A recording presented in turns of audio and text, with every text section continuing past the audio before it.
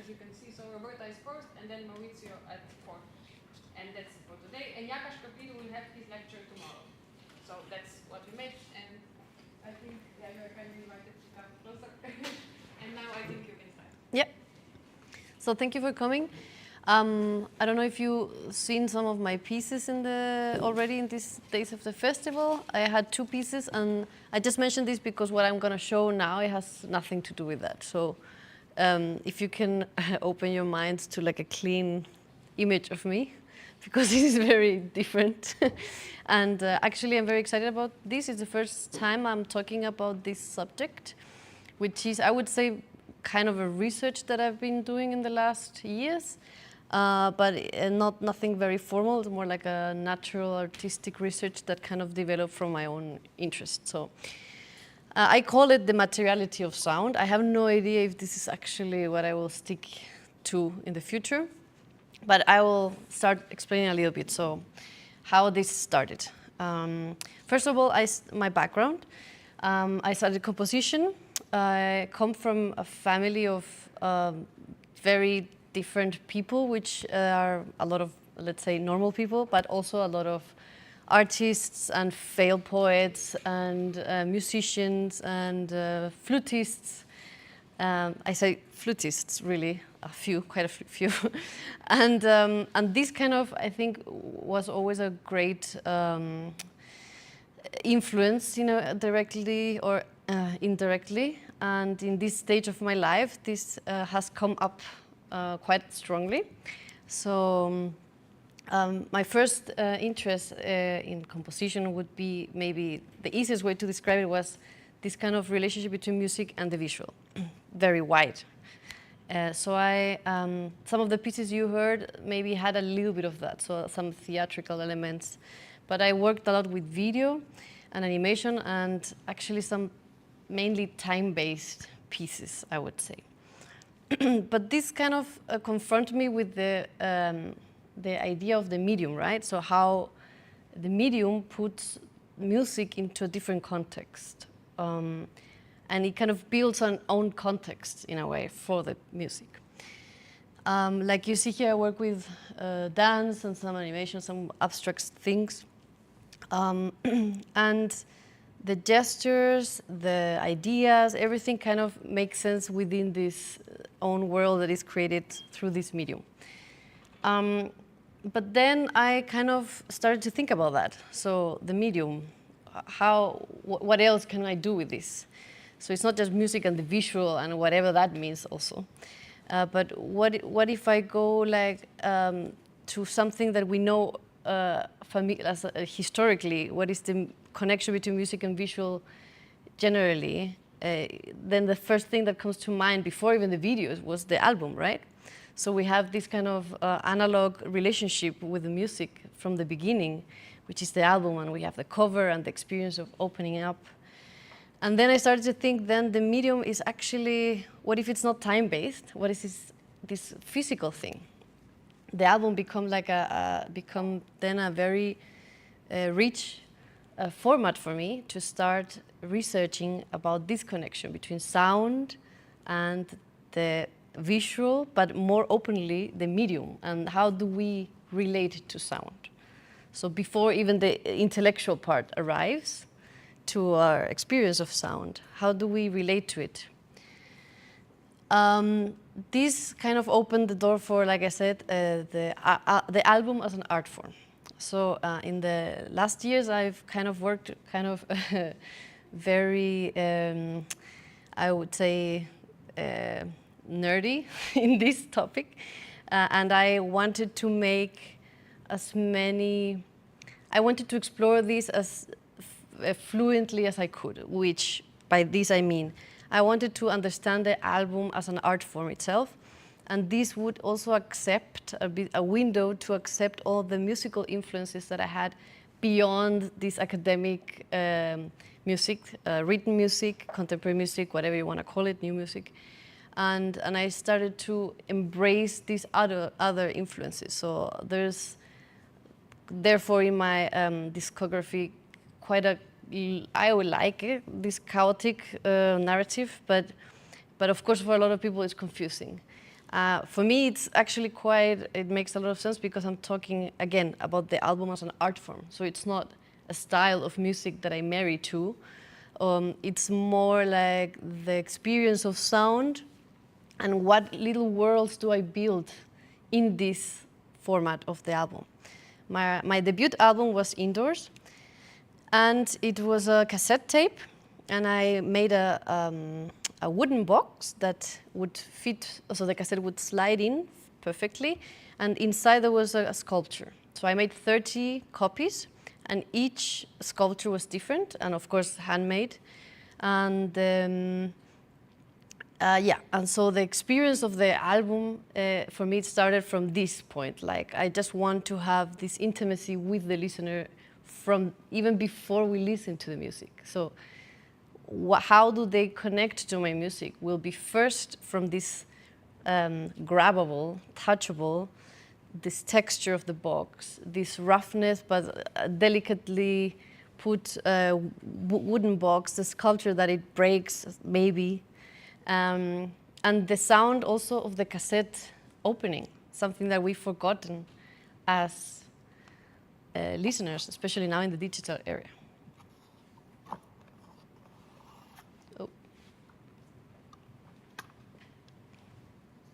So this should be sounding, but it's not.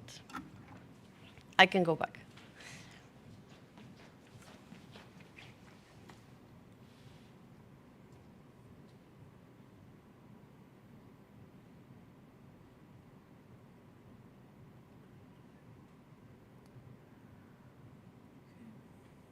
Is it?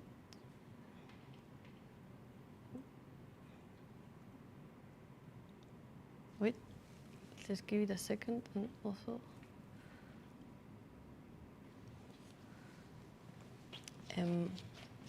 anyway, the video shows the sound of the cassette, of course, opening, and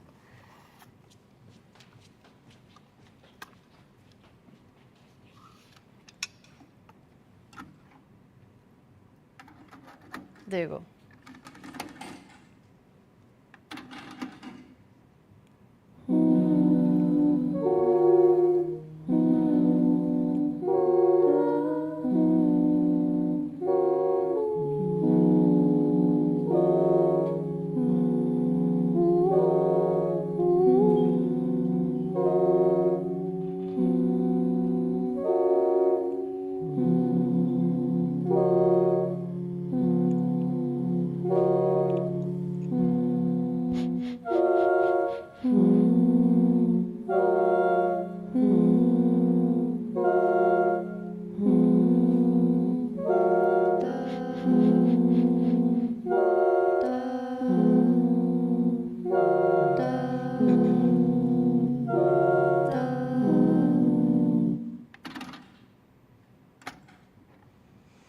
So I kind of, in this, I don't want to go too deep in each project because then I will take too long, but this album is quite important because it, for me, kind of summarizes a whole new, or not new, but it kind of summarizes a very strong, let's say, statement, or also an object, an artwork that is connected to ideals and beliefs that are still very present in my work, and that actually they have been all along. I just couldn't really put it so much in one piece. And I think this album kind of, in a way, puts that together, which has to do with this intimacy, with the relationship with the listener, but from a very, I would say, natural way. So you can hear, I'm singing, and you can hear the voice is also not like a worked voice. It's like a kind of natural voice in a way.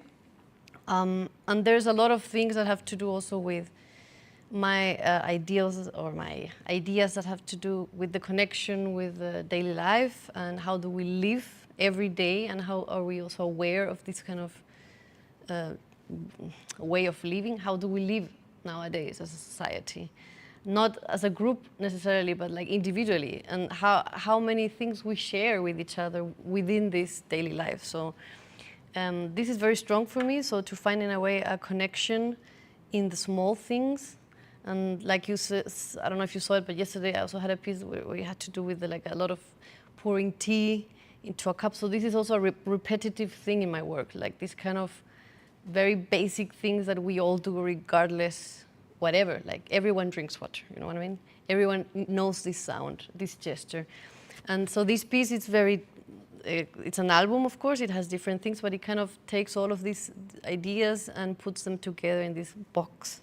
And it adds the layer of this kind of tangible, physical object. The next album that I did, I will not go too much into detail, but again, I wanted to explore again this more physical aspect of it. I made a linoleum print.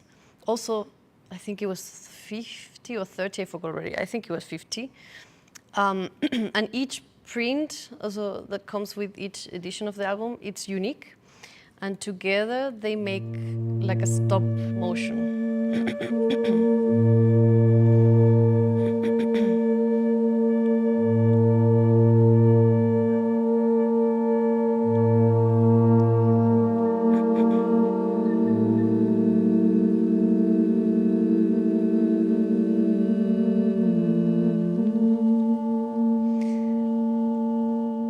And I had again this kind of romantic idea in a way to have this connection between strangers. So everyone that has a copy is kind of part of a sequence that can never really experience never because it's spread around the world.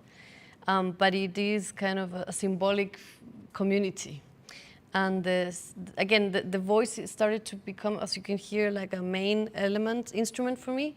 The one that is now not working properly. And it had to do, for me, it also kind of had this connection with the bodily experience. So it's not just like the physical thing of touching, but the voice becomes then the instrument, the bodily instrument. So it's, again, very much connected to this physical world.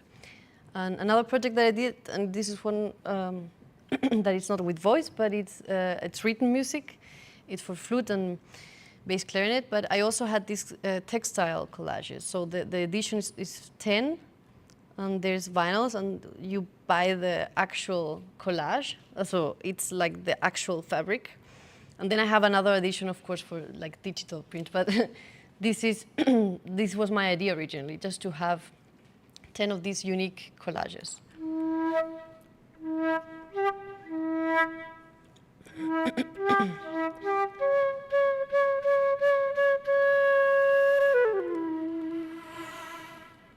And it's 2 pieces, one for flute and one for bass clarinet.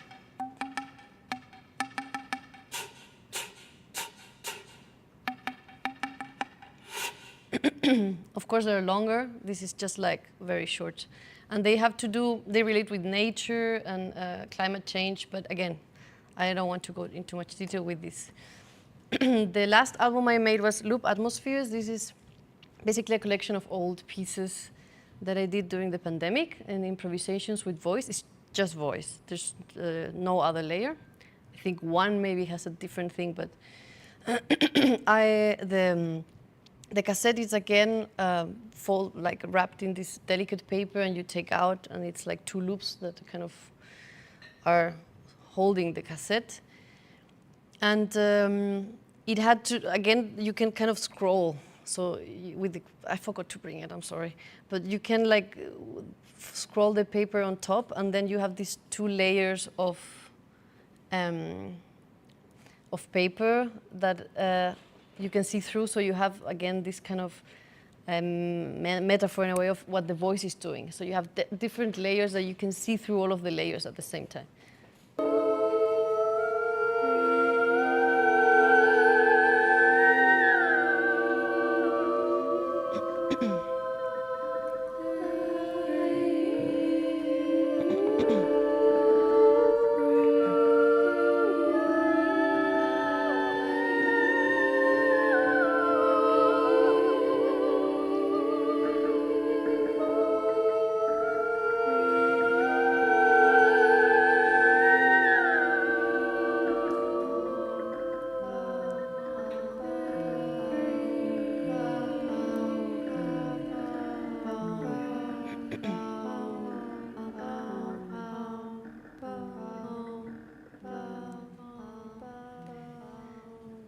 So again, what happens when music is in its own context, right? So the album gives its own context. But what happens when the medium moves like even one step behind? Because an album is still something that we all know as a concept, as a it has a, let's say, a universal knowledge, right? We know what it is, we know how it works. But what happens when we think about a medium not as time-based, not as an object serving time-based, but when we think about the instrument, that is also a medium in a way, then this visual aspect becomes, we can abstract it even more and say it's just an object. So let's not talk about music and visuals, let's talk about music and an object. Then the instrument arrives, right? But then you can open it up and you can see the instrument as whatever thing that makes sound, so it can be an interactive sculpture in a way. This, by the way, you can name, you can say, for me, interactive sculpture could be also a glass, right? So it's just like a way of calling whatever that is a little bit more abstract than what we know as instrument. Then we have this different layer kind of arrives, because now we're not talking about just like the object that creates music, but it's actually, again, one step behind that, or backwards, it's sound. So we're talking about object and sound. And the minute we start also talking about instruments and sound itself, then we have to address the other layer and that appears, which is the subject. Who creates the sound? Who uses the medium, whatever this medium is, to create sound? Eventually, music. So this could be active, like a performer. We know this. In this context, we all know that. And we have a passive subject, usually, which is the audience, right? But what happens, what if we start to also reflect on these functions? What happens when the performer is passive? What happens when the audience is active? Where is the role then? The responsibility. There's a question going around the festival a lot. What is the responsibility of the composer, of the performer? What is the responsibility, in this case, of the audience, of the performer, in a context where we are offering an object, which can be, again, an instrument, whatever medium it is, and it's asked or asking to be sound, and eventually, potentially, music. These layers kind of work together, and then they also, within this question of the possibility of sound, when we're confronted, again, when, for example, a glass of water, if I don't do anything, you know, that's it. The moment I move it, it becomes a sound, it results a sound, becomes an instrument. But once we are aware of that, does the sound, when I'm about to move it, it's imagined, right? But you can still kind of perceive it in a way, anticipate it. So this is also the question about like sound being perceptible, imagined, and is it really imagined sound like non-perceivable, or is it maybe both? So what is also sound really? Is it what we really hear, or is it what we can also imagine and create through the experience of being confronted with something that can be sound? So the potential sound of whatever it is. So all of this would be kind of a rationalization of several works that I did kind of intuitively, of course. It was not so complex. This was kind of an analysis later on of works that I will show now that move a little bit further, for a lot of people would say further from music. But for me, they are actually kind of asking the question, how do we experience sound? And therefore, how do we experience music? How much of this confrontation with, for example, a musical piece, a composition, comes from this, or how much it comes from this, from the perception, the raw perception? And these pieces that I'm doing nowadays have to do with this, and they are also asking the questions about the subject much more directly. So active, passive, audience, performer, composer, what is a composer? When we take all of this knowledge that we know, the stage, the instrument, the form of the music, what happens then? What we are left with? We are left with sound, and with a very direct and, again, tangible connection with an object, and with a responsibility that is potentially, I think, a gift. It makes us understand sound and music as a possibility in the everyday, in the everything. And this is what I kind of now gathered as the physical experience of sound. So there are works that I'm trying to work now, questioning all of these things, but mainly I want to open the spaces for people, whoever, musicians, non-musicians, moms, dads, grandparents, kids, to not be afraid of this interaction, of making sound. And again, eventually making music. Why does it have to be so far away from the general public? Why does it have to be a privilege to get a violin? You know, you can just put a string on the wall and you can build an instrument. And I did this installation. It was a room covered basically with strings, and I put these little houses that are paper, and they worked as bridges in a way, or points of tension. And all of the room was possible to play. For me, also, what's very magical about this research is that it has kind of taught me, not on purpose, but it kind of showed me how easy it is to build an instrument. We have so much fear, you know, about that. It's like so much respect from the instruments. And I have the same respect, you know, like I love the cello. I just love it so much. I don't even want to come to be too rough to it. But what if I take that historic weight, or this respect, or this magnificent piece of wood that it has like centuries of knowledge put into it, and we just like leave it aside? This is beautiful. I'm so happy it exists in the world. But what if I want to connect to sound without all of that? Just like the bare, intuitive, you know, notion of like, okay, there's a string, I can maybe pluck it and maybe it sounds. What happens then?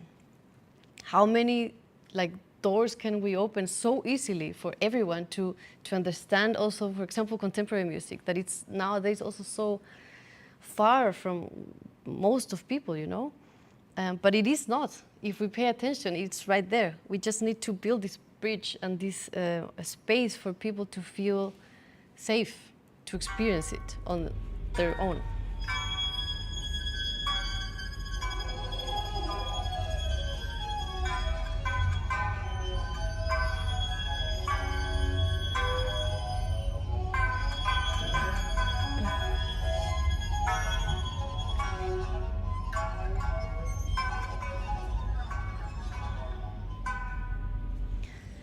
So it's this kind of a statement kind of implied of like the ceremony of listening to music that we have already built as society.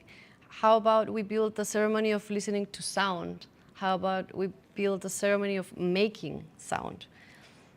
I did this piece actually very naive for me, because I literally wanted to have a chair with strings at home, because sometimes I just get bored and I wanted to play with strings while sitting and composing. So then a friend of mine, who is an artist, so I studied also arts in between, so this is of course a point of connection in the two worlds. And so he invited me to expand the idea. And I had the possibility to have an exhibition. So I built 2 chairs and a table with strings. And I wanted to build this room for people to enter and just play like however. And they were all like, but it can break. And I said, yeah, it can break, but it doesn't matter. It's just a string that I can replace. It's not the most expensive string in the world. It does not have a super complex technique. It's just like, go crazy. And I had a performance as well. And I had a poem and whatever. And I talked also about this kind of being at home, being alone, connecting with the objects that I'm always surrounded with. Again, this connection with the wood. This is not wood, but yeah, okay. The table, the chair, and how do we also build relationships with these objects? And how these relationships are also potential music pieces, you know? Oh, sorry, I skipped that too fast.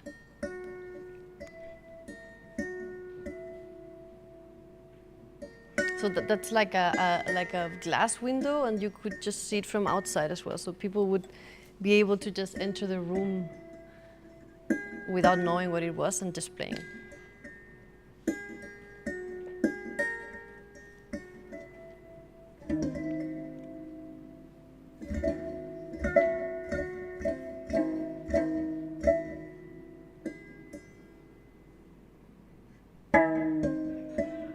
Yeah, so the table had strings underneath and the chairs on the sides.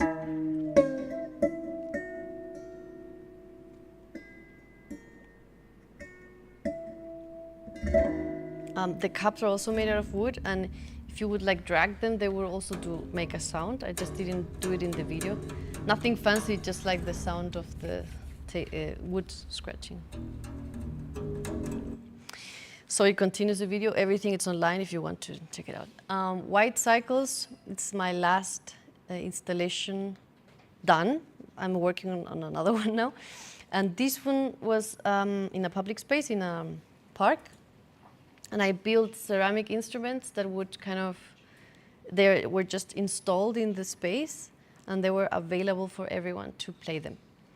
And the concept behind it was to kind of make a, I offered instruments so people could, how they say that? Yeah, so they could play to the river, right? So the river is right there, and I wanted to have pieces that interacted with the river, but also that people could play to the river, like as a gift, to honor the spirits of water.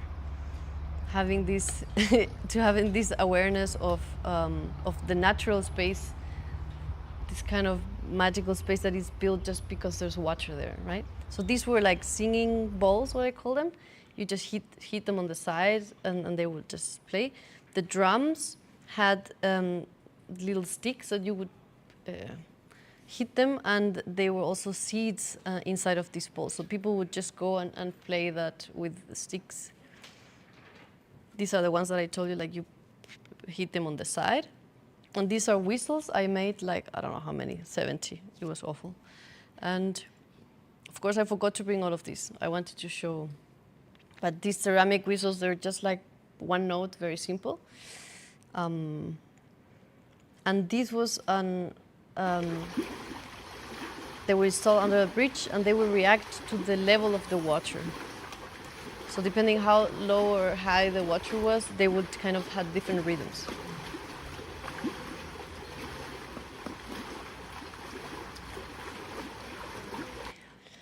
And there was a performance where with percussionists, we play with different other instruments that I built, ceramic, and then we went through the forest and arrived to these different spaces.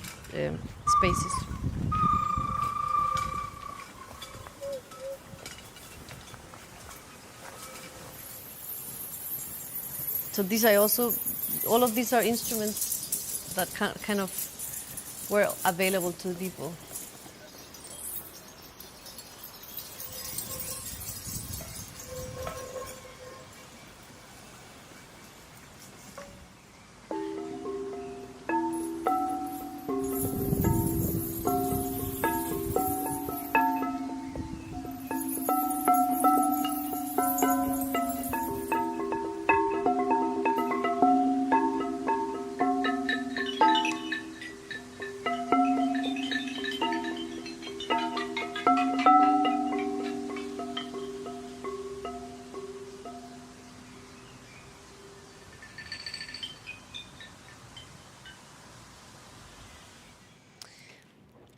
So now I'm working on a metal sculpture, kind of, not really. Whatever name it is, it's just with metal. And it's quite amazing for me because I work with wood and ceramics and paper as sound material. And every time I work with a new material, I realize that it's like a completely different world, not only in the sound, but how, like the physics of it. It's quite crazy because you would think you would learn already a little bit of, like, I don't know, if you have a wood, you cut it in half and it's an octave or whatever. But it's really like not at all like that. And that's also like something that, again, I am very much in love with, and I would kind of, again, make emphasis on this. This is connecting us more with our perception and with our ability to create and perceive like this world and not so much this world. And this, to build this bridge, it's for me maybe one of the most important things right now. So when I work with metal, I'm reminded, like, I have no idea about any of this material and I have to discover it. And then I went to like a factory, for example, and I work with the people there, and they were showing me, yeah, because if you hit it there, yeah, right. And then they didn't know the language of octave, whatever, harmonics, nothing. But they know the material so well, they can even show me how they themselves, without knowing anything, they could also find sounds and make eventually music with it. So this is something that I'm very interested in. There's like explorations of form, of material, of medium, of whatever. To find these bridges between also the acoustic presence and the physical presence, right? So how do we also experience sound when we have an object and we don't have like the scenography that we're used to, you know, like the stage and whatever. With all of this, I'm really not trying to be against like concerts. I love concerts, they're important for life, but I think in my need as a composer and as a person, I have the necessity of connecting in a more primitive way to sound, even. To be reminded as well how life really, how fragile it is, how we are so insignificant in a way, and how little do we know about anything. I mean, we really don't know much.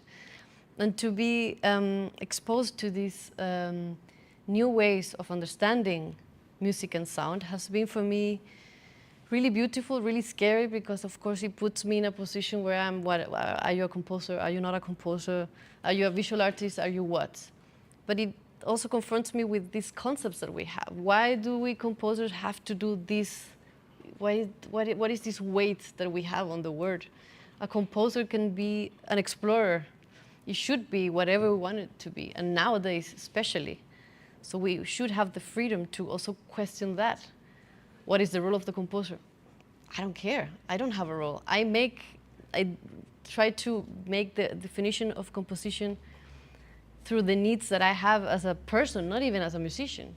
And as a person, I do need to understand where does sound come from, and to question how have we experienced sound so far till now.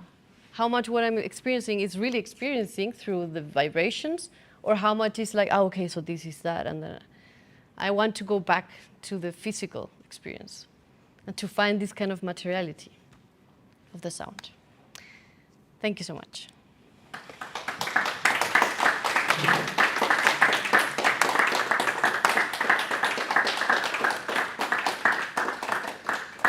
Do you have any questions? If you do have any questions, please feel free. First, thanks for the presentation. Sorry that I came late, so I didn't see the beginning. But I wanted to ask you how you ended. It's something that I am also quite interested in seeing musicians and composers just going away, not permanently, but trying their work in other formats or in other contexts, just not necessarily. I have the idea that musicians probably should have been one of the intermediate artists now, but we still somehow attach it. And my question is how much resistance you have had to face about this? as a composer to just jump into the visual or in the plastic arts? Well, I think I was very sneaky because I was working with visuals already. So I kind of studied composition, and then while I was finishing that, I started to study interdisciplinary art. And then in between, I had like an Erasmus semester in like visual arts, just like playing visual arts. And all of these kind of helped me to be like, yeah, I'm a composer first, then I'm an artist, and then I was like, yeah, I studied all of this, so people started to ask me, because people like to frame you, right? So when you give them like enough information that they're like, oh yeah, so you do a lot of things, then they leave you alone for a while. And the red thread of all of this topic kind of was for me kind of the important thing. So where do I fit?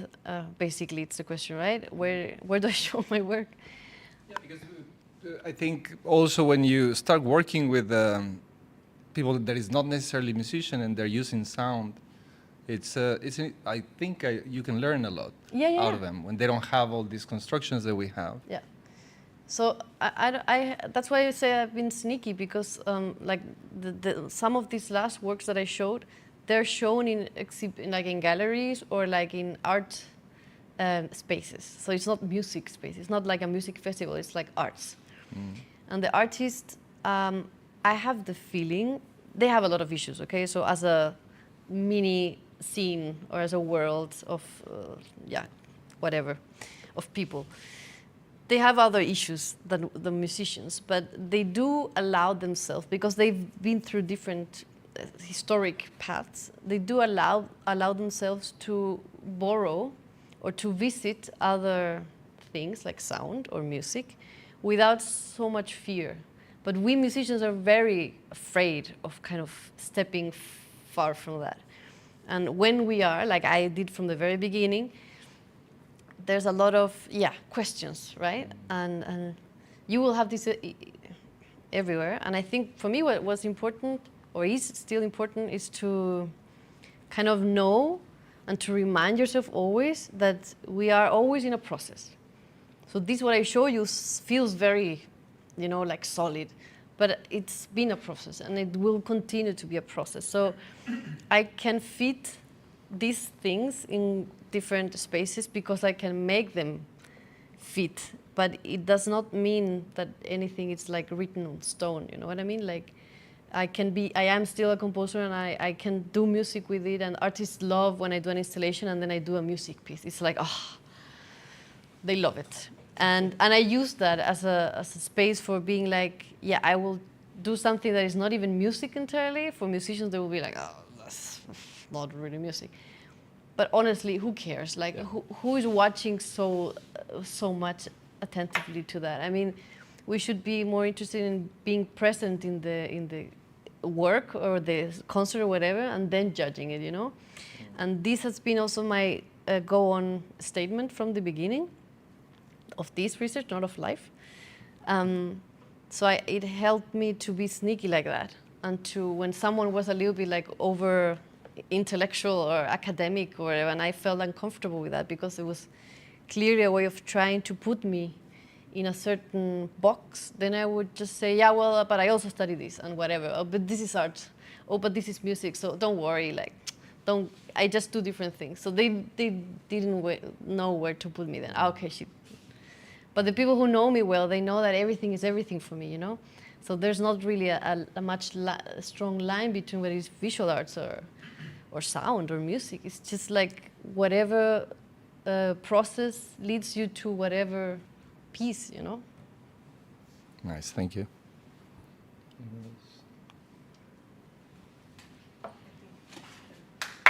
Yeah. Thank you.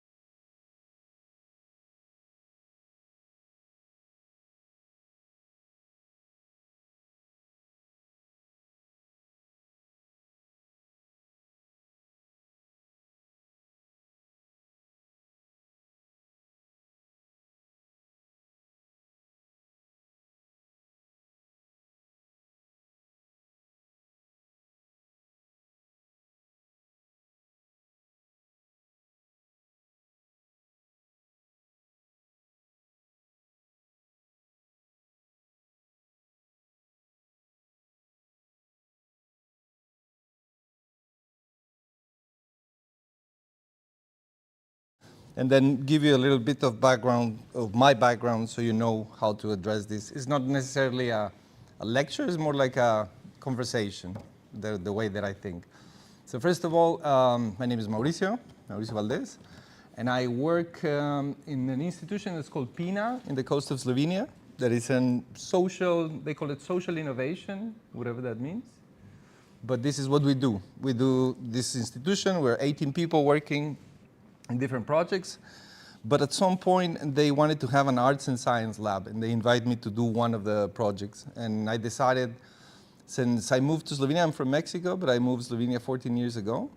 And there was never an electroacoustic department in the university, nor private, nor in the radio. So since that didn't happen, I thought it would be good to have one. But nowadays, it's a bit unnecessary, I thought. Everybody can do anything with their computers. So back in the days when I was studying, it was required to have a facility that had all the equipment that you need to make music with computers. Nowadays, it's not. So I thought, this is in 2020, that immersive audio and all the formats that have to do with 3D sound were more adequate for an institution to have. So we built a lab that's called Jaka, and inside there we have, I'm the head of research and development and the curator of the lab. And we have another department that is for biomaterials, where a visual artist is working. We organize a festival, it's called ISIS. I can show you a little bit of what we do in ISIS. And we do this every year, where we put out most of the things we do. So we have 3 departments: the audio, the biomaterials, and robotics and mechatronics. So each one of the departments have their own projects, but we sometimes cross and we do things together. And that's kind of healthy, but it's in the corner of Slovenia. It's not really in a big city. And most of the people fled or is thinking about leaving. So one of the problems we have, or one of the challenges we see, is that how to create an environment in which people stay there. The cultural scene is, I don't know, how many of you have been in Koper? You. Yeah, but yeah, Koper is an industrial port. It's the only port we have. And it has a lot of tourism and a lot of things are happening there, but not necessarily, there's no concert hall, for instance. There's just one theater, but we don't have a venue. So we've been trying to do this through the festival to open different spaces. So this Libertas is a warehouse that was abandoned by the municipality. It was just there.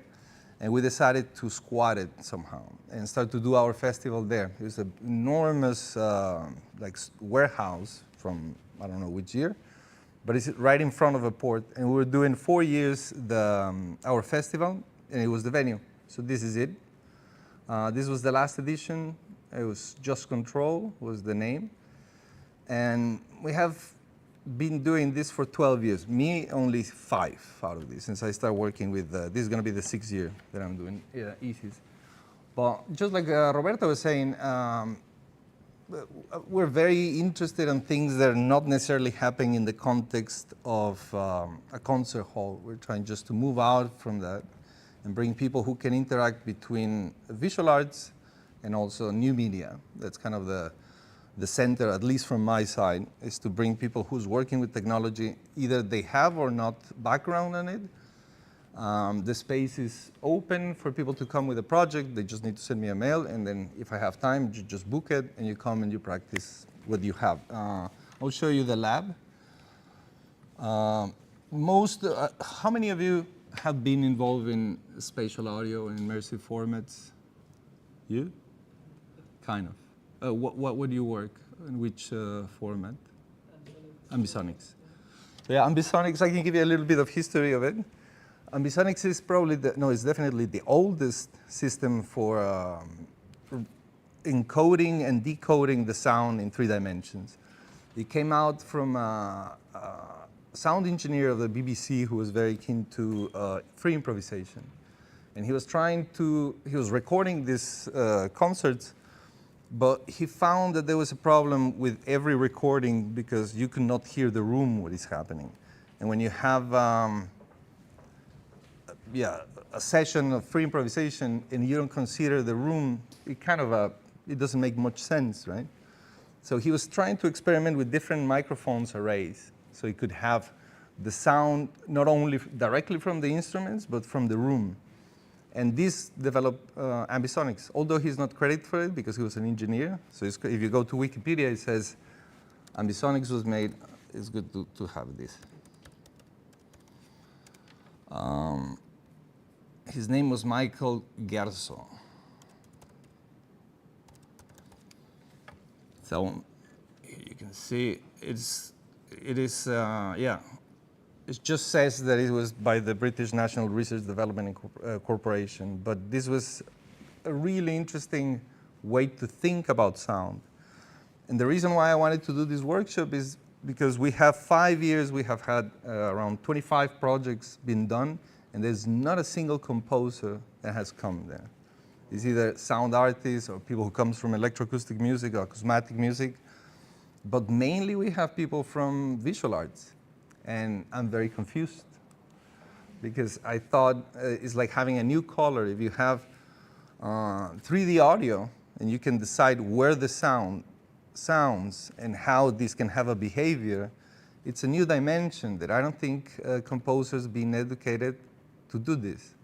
We still think in mono, if you think about it. Although we have an orchestra, when we're composing, we're thinking about sounds like if they had no relation with the space. And now it's a parameter that you can control. It's not only existent, but it's kind of a thing that could be structurally part of a piece. But I haven't seen this. I'm doing my own pieces, but then you have many constraints when you work with this. So ambisonics, it's a system that has it's a lot of mathematics, but this is kind of the diagram I wanted to show you.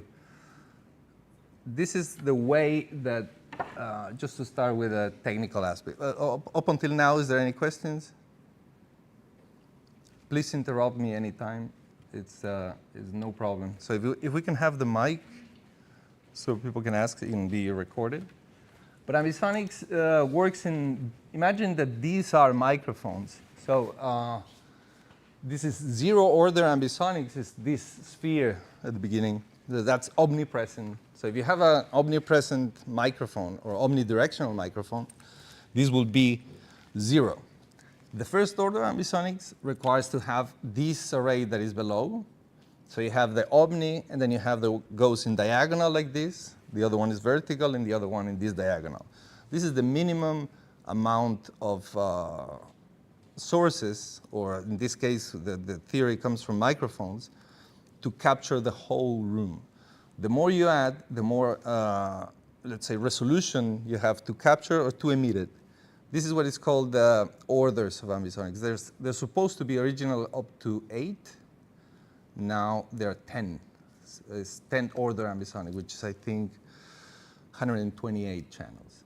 But that doesn't mean that you need these speakers. It's just how the sound gets encoded, how the sound gets, let's say, stored in the space. So if you want to have a sound that is here and you want it to move here, you have this. I'll show you the template I brought. You can have this and control it. So you can have different sources. Imagine that you have an orchestra, and instead of doing the orchestration, passing a phrase between, I don't know, the brasses and the woodwinds, you will use, I don't know, fagot. But here you can have also the space of how these things can just move around and try to use this as a tool for creation that has not been explored. So I've been trying to do this and to talk with composers, to invite them to think on those terms, because everyone else has done it. Visual artists, people who do video, cinema, is doing this, but I have a feeling that it should be something that we all should be doing. Also, professionally speaking, it's easier to work with these kind of systems than having an orchestra. If you have a bunch of friends who play your pieces, you record them, and then you can work with speakers. But yeah, this is kind of far-fetching. But my idea with this is just to explain you how it works, what do you need to work with, and yeah, the possibilities and the challenges, because there are many areas where tools are not adequate. So, yep. Sorry, I just want to make sure that I understand it right. So it's a program where you can write a music piece, and then it will be the sounds will be connected to different speakers, or Yeah, that's a good question because probably it's very abstract. You imagine that the sound, instead of going left and right, the sound is a three-dimensional object. So you're not necessarily panning to one side or the other, in the middle or somewhere in between.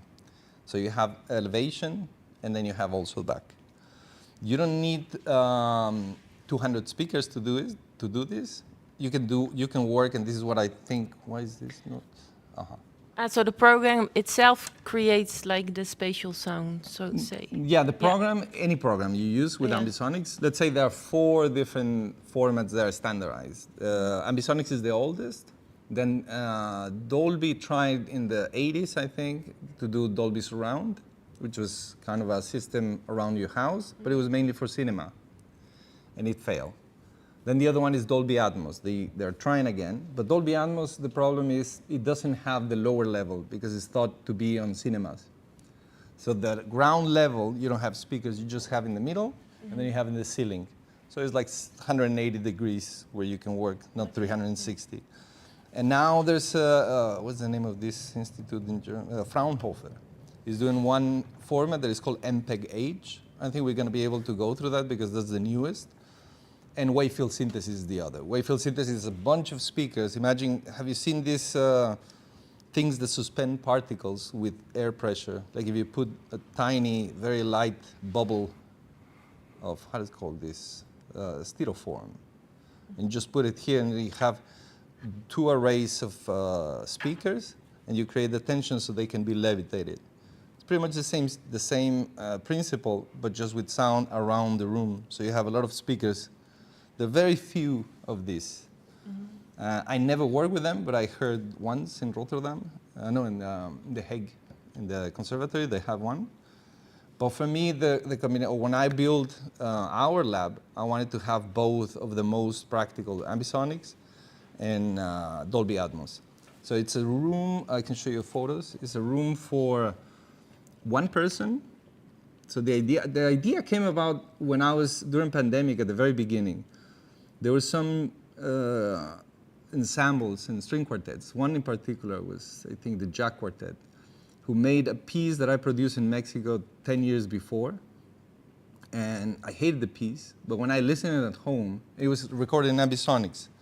And it had a lot of cinematographic elements, and I was reading the score at home. I had a glass of wine, and I was thinking, not all music should be social, or not all music has to be social. And one of the problems in acousmatic music is that since we are educated, most of the composers or musicians are educated to see certain elements that are not there. First, there's no score when you hear acousmatic music, so there's no way to validate it or to analyze it more than the sound, and we were not trained to do that, right?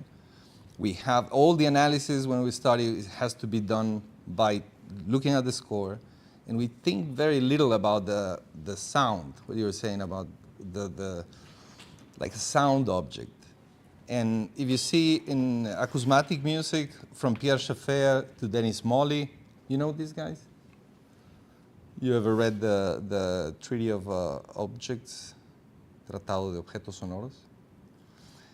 He established a way to categorize the sounds by their characteristics, but not by the way that they develop through time. And this is what Dennis Molly added on. And now I think it should be needed to have another one that works with space as well. So the room is for you to just sit down and either produce or listen to the piece. So the system, the full system is Dolby Atmos, which is 7 speakers around your ear level, 4 in the roof, and this is what is called 7.1.4. So the 0.1 is the subwoofer, and the ceiling is 4. The maximum, I think, is 9.1.6. That's the maximum you can have. But again, the problem with ambisonic Dolby Atmos is that it just stays in this. So I add on another one, which is a sphere around the listener. I don't know if I can find it. So I have a mess. Sorry, I didn't have time to prepare this lecture with material because it's been crazy busy since I arrived. but I think it's possible for you to have an idea. This is the space they gave us. This is the construction process. So we had this tiny room, and then this is another thing that is quite unique. One thing I never found in any of these electroacoustic studios or research facilities is either they choose for Dolby Atmos or ambisonics or wavefield synthesis or acousmonium, which is another orchestra of loudspeakers. That I don't know if you ever experienced that, but that's another thing. It's also multi-channel, but the space is not really what it's about. It's more like how you move one sound from one kind of speaker to another one, and then you have some sort of a different timbre, or different color coming out from them.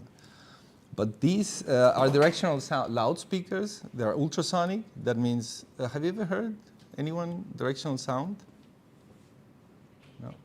This is Slovenian company. That was actually my first job in Slovenia. I joined an institute that was called IRSU.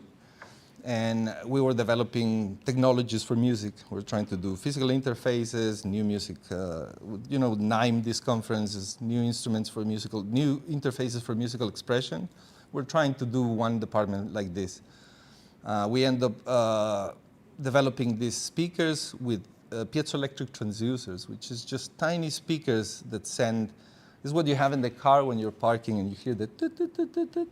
It just sends, it's a sensor that it emits and receives. So it sends a 40,000 sine wave, and this sine wave bounces back. So it's kind of a sonar. Yeah, it's a sonar. And if you put many of them, by amplitude modulation, you can create the sound to travel very condensed without spreading around. And the carrier is the sine wave, and the modulator is the message or the sound you want to send.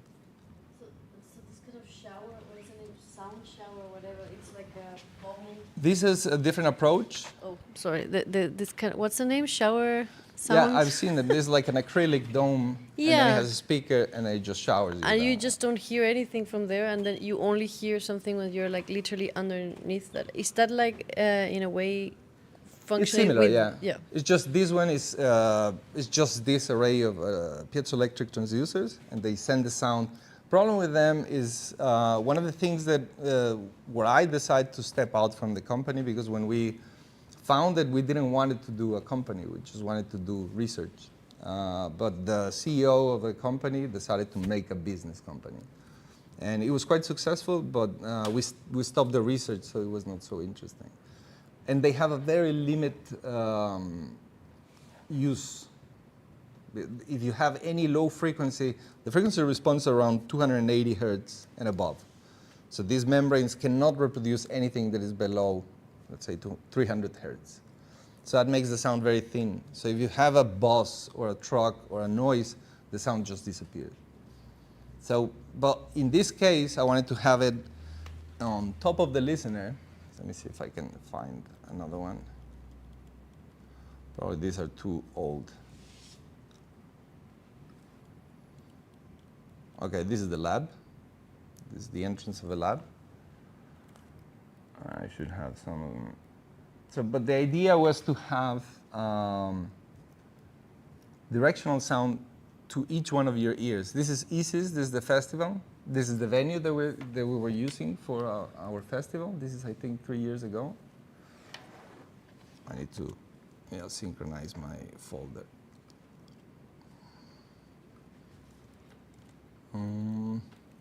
Gonna find something. Yeah, this is a good example. The sound is not going to your card.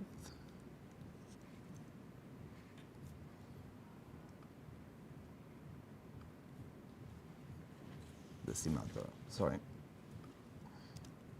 This is the son of the president of PINA having a sound shower in the lab. I love his reaction. This is the son of the president of PINA, Boru Dierman. Is this one sounded?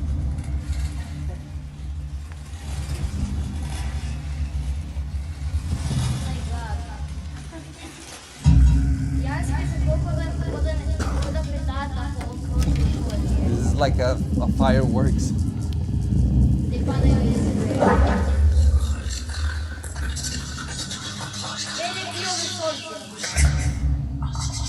but it doesn't show the whole system.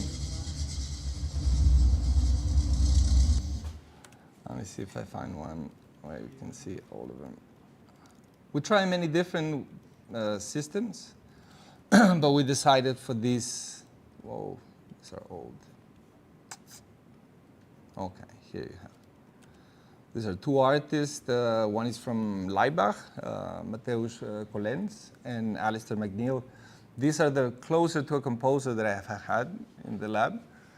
And yeah, there was no, they haven't been, here's the frontal view of it. So you see it's intertwined. The frontal one has the genelecs, are the ambisonics, and the golden ones are the Dolby Atmos. I can find one that you see the whole thing. Yeah, this one. So when you sit down, you just have everything around you, and the idea is that you are in the sweet spot. That's another complaint and another problem that we have when you compose music like this and you go to a venue, you probably have half an hour, 1 hour to mix your piece. Ambisonics is very practical because if I have this 24 channel, this is actually half of the system. This was in the process. But you have 24 loudspeakers, and the possibility of encoding, decoding allows you to have the data that you need to reproduce it with more. Imagine that if you have a like first order ambisonics, and you have 12 speakers. You can mix it there, and then when you export the file, you just send it to another venue that probably in Leipzig, for instance, they have 36 speakers, and you don't even need to tell which one is which. This is 1, 2. If you go to a acousmatic concert, you have octaphonic or quadraphonic. The first thing you need to ask is which channel is 1, which 2, and so on. And then you have to assign it. Here you don't have to do this anymore.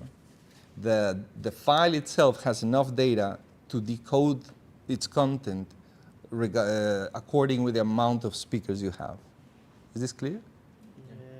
Really? Can I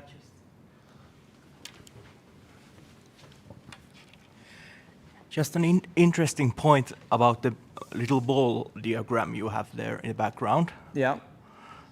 That they look just like atomic orbitals. Exactly. It's very funny. Physics is very, very connected to this.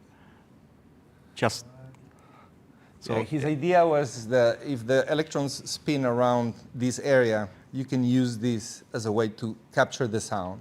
Yes. Yeah, that's a good observation. Yeah.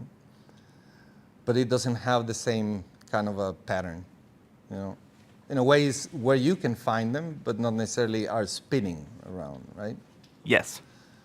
But yeah, it's based on that, and the goal was just to be able to reproduce the sound. But going back to the encoding, decoding, this is crucial because most of us, if we don't have 12 speakers around us, we're going to have to work with binaural. And binaural is a psychoacoustic effect. We have 2 ears. Just imagine that you mix your piece. You made your composition, and everything is sounding in my studio perfectly. One voice is sounding here, and the other one is sounding here, and you can do this movement. And we have only 2 ears, but when we have 24 speakers or 30 speakers around you, the sound is physically emitted from one of them. But in binaural, is using the faculty of the brain to, if I hear the fan here in the back, evolution equipped us to have the possibility to know where it is, where is it moving to, and at what speed. But this is just the calculation that the brain does between left and right. So it's around 18 milliseconds delay between them. So the inner ear can tell the sound is there, because it's the same with the visuals, right? You don't have this, you don't know how far the object is. But with the ears, you can do that, but it's not totally efficient. Minimum variations between the size of our ears, the structure of our face, the distance between the ears makes this really not possible up until now. But we have to work with this before going to a studio, and that's the most effective way to work today, if we don't have all these speakers. You want to go to the how are we with time? Yeah, we're waiting. We don't have much time left. Any questions now?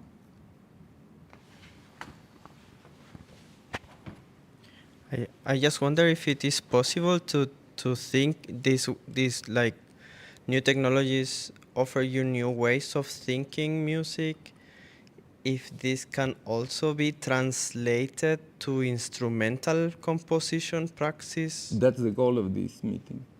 So how do you go to this?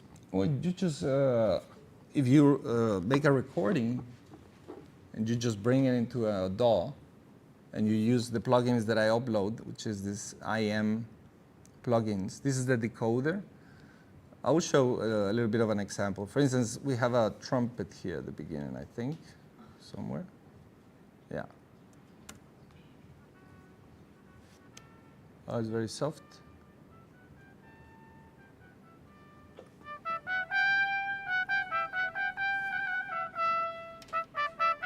This is the binaural, so we should be having it in the headphones. But this is a multi-encoder.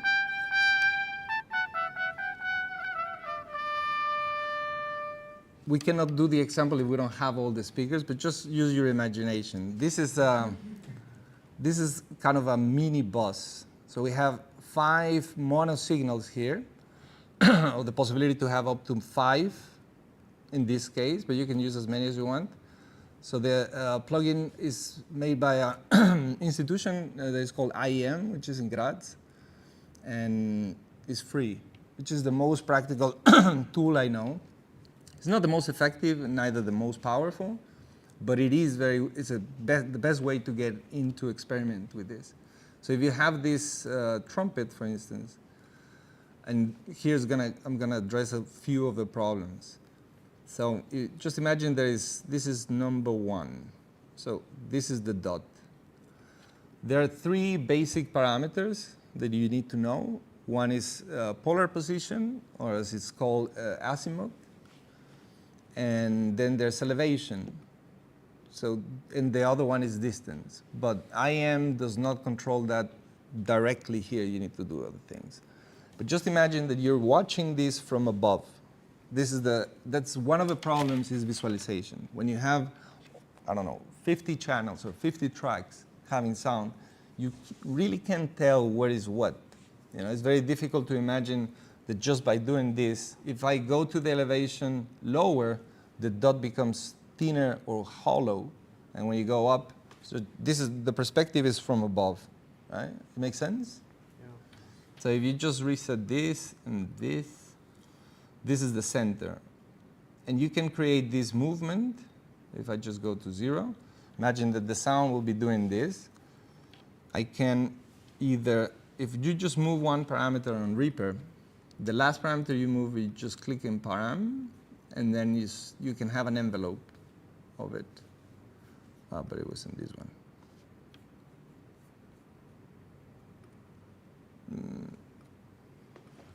I don't think we have time to explain Reaper. If you don't know about it, we can talk later. Yep. So yeah, you move this one, and then you create an envelope. And just imagine 0 is the front. 180 or minus 180 is the back. On the left side, you have positive values, and on the right side, you have negative values. So you can either go 360, or you can go 0, minus 180, and then minus 180 to 0 again. So you just have these 2 axes. And this is quite problematic. If I would like to have the sound coming there and moving in this direction, I'll have to add a few dots here in this automation and start from 0. So I need to put it here that starts in 0. And if I go to positive values, now it's going to the left side. But if I wanted to go to the back, I just go in minus. So now the trumpet will have this behavior. But since we don't have, it will be effective, it will have headphones. But here is probably going to be just anecdotic.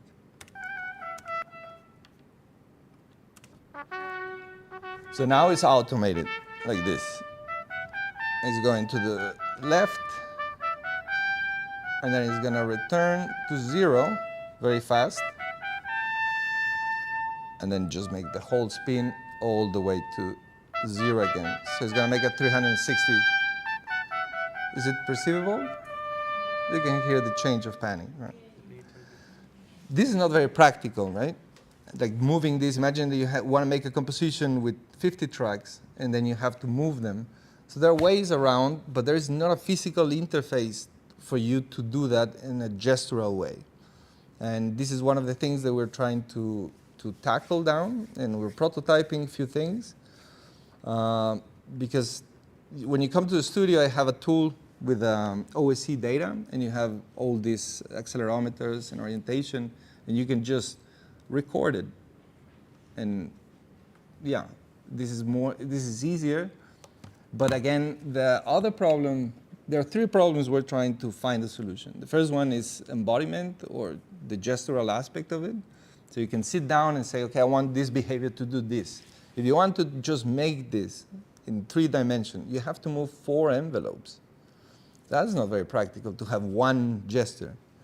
And most of the people use LFO, so you just automate the behavior. You make the sound moving.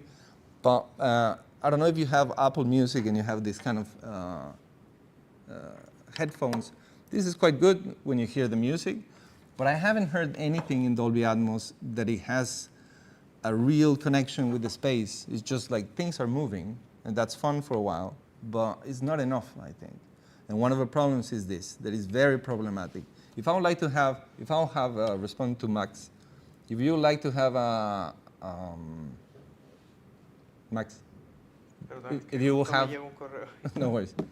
But if you would like to have a, let's say, an ensemble, like a wind quintet, and you want to move them, you just record them separately, and then you have each one of them as if it was be an object, and you can just move them around or collide in them, just one more in distance. So this is very easy, but yeah, it requires time. No, but I meant like in only instrumental. Like when you have an orchestra and you try to apply this kind of thought of this sphere. Yeah. But when you only have the. Oh, you mean live? The orchestra live in front of you, like you can, yeah. Like I proposed once that we could have like a trumpetist sitting and then spinning around. Yeah. Probably like I'm Gabrieli not. On a motorcycle. Probably are many people who did that, but just some purely instrumental idea. Like if you have a piano, and then you come with this very strong mindset of how it's moving, and then, but you then only have a piano or guitar as instrument. Mm-hmm. But you would like to have it live, like. Yeah, like it's not possible. Like. Well, it would be. There's some theaters who are trying to incorporate immersive audio in nightclubs. So this is lowering the cost. I'll show you one project that is quite unique, that is trying to make it a bit cheaper. The investment we have to do to make the lab was around 50,000 euros just in equipment. So that's something that most of the people cannot, if not all the people that I know in music, can afford to buy this. So one beautiful idea is called Dodeca Otto, which is in Linz. It's a really nice, generous project. And yeah, this is Blur. This is 1,300 euros. This is in Linz last year in the Ars Electronica. I was curating one part of the festival, and I wanted to bring it there and bring composers to do workshops and explain what they do. This is really cheap because the speakers are 3D printed. These things you buy in Bauhaus, and you have just connectors, and you can attach it to any audio card that has X amount of outputs. And it's portable. I bring it to festivals. I put it in my car. I can drive with it. I can fly with it. And it's the most efficient in terms of cost and sound quality. The speakers are Chinese. You buy them online. And it's like 20 euros per speaker. Plus the housing is 3D printed. And it's really nice. It's open source. So you can get the drawings. If you want to make your own amplifiers, you just buy the components. Everything is online. So I think this is most effective way. Next year I'm doing a piece for a New Music Forum, and I want to use this 3 times, 3 of these in Philharmonia. But the audience is like 10 people. In this case, yes. Aha. This is it's called dodecaotto because this geometry is dodecaedro. But it's almost 4 meters, 3 meters, 70 centimeters. But if you just expand this, or you just use the speakers, you can create the same effect. I will explain the decoding thing because we're kind of running low. But yeah, everything goes with one cable. On the right side here, you can see the amplifiers and the audio card. Unfortunately, Motu discontinued the cheapest one, audio card, that has 24 outputs. It doesn't have any inputs, so it's for these kind of things. And that's the thing that is quite cool, is that I've been doing acousmatic music for more than 30 years. It's the first time that I see that industry is developing tools for this kind of very, like Stephen Loy said one time, being a composer and doing acousmatic music is like being a wrestler and dedicated to thumb wrestling. There's so little people who's interested in this. But now with this format, it's kind of there are tools that are available, there's research being done, and there's a necessity of people to try to use it in a meaningful way, not only as a, listening Billie Eilish and Dolby Atmos is just moving around, but it doesn't really tell you much about the potential of the technology behind. So this is what we're trying to do, is to desegregate the knowledge that we acquire in the institution and the amount of people with whom we've been working, so people can put hands-on on it. Because it's, the beginning is quite difficult. It's like working with Max or any other tool that is not lineal in a way. But once you start doing it, you really start thinking in these terms, and it's quite interesting. But first is the possibility to have a sound system at home. The other one is the headphones. And the last one is venues. Venues are trying, because many of the nightclub music is it's intrinsically immersive, especially if you do drugs.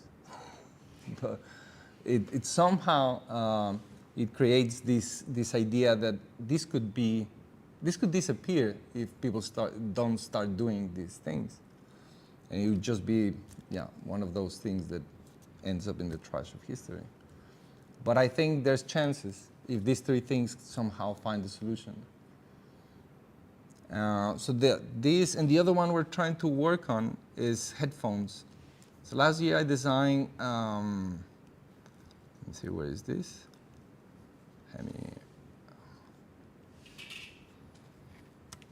I designed some headphones. They are open, completely open. Let me see, images should be here. I haven't finished the device, but I got some funding for it. No, this is 2024. What is it? Oh, augmented. We call it augmented audio reality, because the idea is to have an open ear. Images. This one. So this is, of course, is a prototype, but the idea is to have the ear completely open and put speakers around. So what you have in the studio, I wanted to do at the beginning wave field synthesis, so you can have the whole ear. There's some tiny speakers that are called MEMS. I don't know if any one of you is curious about this. What you put inside the ear and the headphones is tiny membrane. It's the same principle of the electroacoustic, the piezoelectric transducers. You have a crystal, and then here you have a membrane. This is around 3 millimeters long and 1.5 width. So you can put many of them around the ear. The problem I'm facing to finish this one is how to have an audio card inside, so you don't have, now I'm doing it with an Ethernet cable per ear. So you have 8, 4 in each one. So you have on top, bottom, front, and the back. And this hollow ring is kind of an acoustic chamber. But if you have more of them, if you will be able to put, let's say, 200 of them around, each one of the ears, you will be able to have this, and not isolate yourself. So some things can be done with this, but I don't have the money now to make the investment. Just the audio card will be around 75,000 euros. No. Just to prototype it. But now I'm experimenting. I'm using it for artistic pieces, for installations when you sit down. And it's also very powerful when you have it, you have the ears open. So if you have all the speakers around, it's quite unique. But yeah, these are the three things we're trying to do. And the other one is streaming.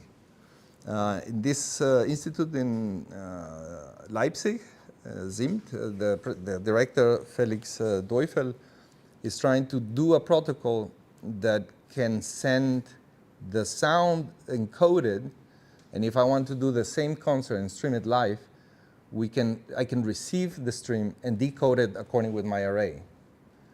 And this will be fascinating to have different venues playing the music, since you don't have the virtuosity required of someone on stage.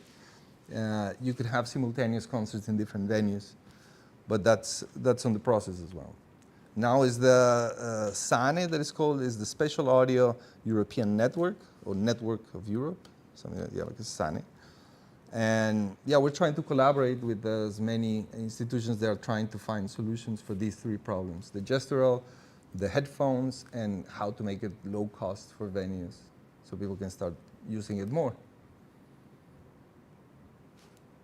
That's it. We have 15 minutes for questions. I have one question. It's just like about the plugin. Sorry? The plugin. The plugins. So about the plugin. So this is like can be used, let's say, with Logic or with any DAW, right? Any DAW, yeah. All what we need is like to have like multi-channel things. And No, actually, here you can just work. If I show the template, probably, yeah, this is good to show the practical. Imagine that you have your piece made. You can load stereo, mono, or multi-channel tracks, right? That's the beauty of Reaper in comparison to live, let's say. Then you can have all the formats in different tracks and then route them. So what I did with this one is to send all my mono tracks are in this multi-encoder, and then this is for B format or for A format, which is a standard for ambisonics. And then they all be sent to two decoders. One is for binaural, and the other one is for the studio. So if you see this one, is where you specify where your speakers are, this diagram that is here.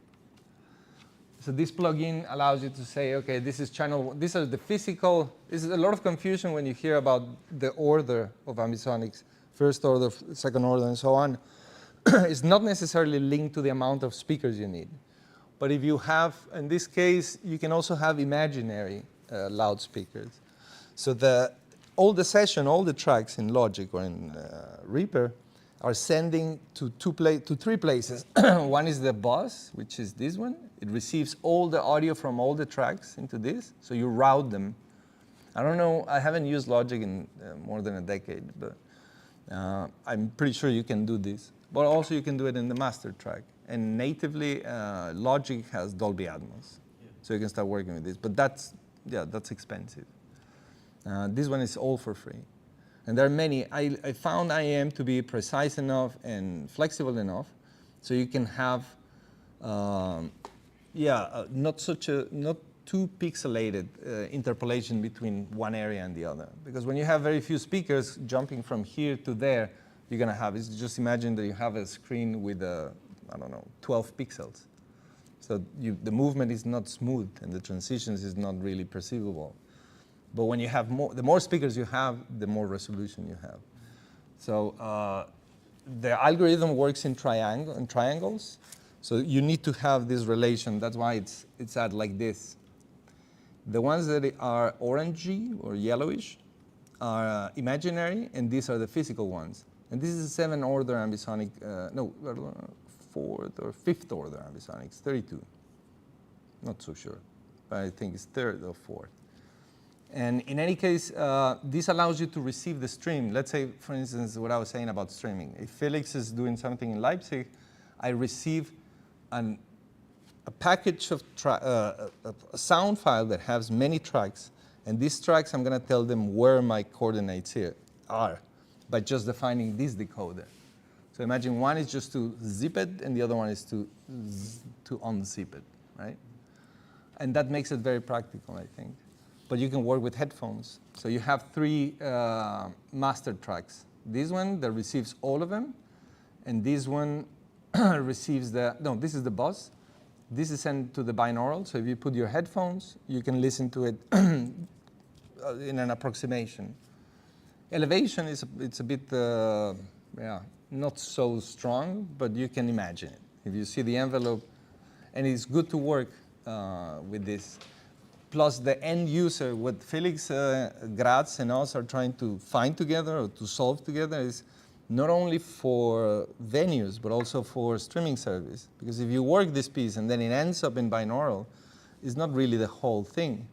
You're getting a version of it. So what we want to have is also a streaming service. Sounding Future is a pretty cool, if you have any immersive audio, and it's also in Graz. And it has a lot of information about 3D audio. This guy is Frank Zimmer. He's doing a really great job. You have articles, you have music, and now he has a streaming service. But the problem is that it's delivered in stereo or binaural. And what we want is to upgrade it. If we get Creative Europe this year, we're going to dedicate 3 years to find this. So you can have your music as you imagine or as it works in your studio or in the lab you work at, and then people can just listen to it according to what you have. Does that make sense? Yeah. Yeah. We need to check the venue before we start. Sorry? So we need to check for which venue we're composing before we start composing even. No, not necessarily. Not necessarily, because at the end, the sound will behave in terms of coordinates. So you don't need, that's the beauty of it. If you were going to work in, let's say, 20 years ago, in a place that has a double octaphonic, you really need to think about the room and all those things. Here, you just need to compose with what you have available, and then you export this as a ambisonics file, and the ambisonics file has the information of this diagram to represent it in the room.